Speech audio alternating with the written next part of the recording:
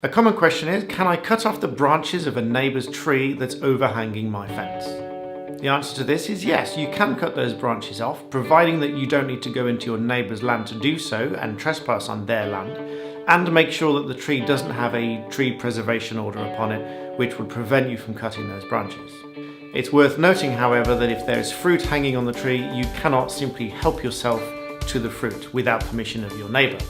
You won't require permission to cut those branches off because it's considered abating a nuisance. In other words, the overhanging branches are going to cause you a nuisance, or they are already, and you are permitted to cut them down to remove it from being a nuisance to your property.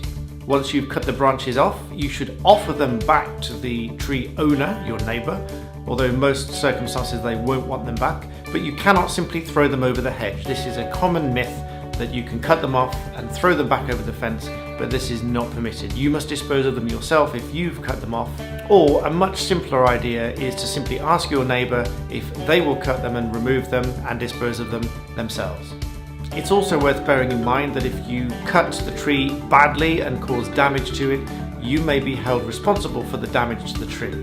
Although that's not the same thing as your neighbour not liking the way the tree looks after you've cut the branches, there's no legal recourse just because your neighbour doesn't like the look of it. But in most cases, it would be beneficial to all concerned to consult a tree surgeon, either to do the work for you or to advise you on how you should cut the tree so that these difficulties don't arise.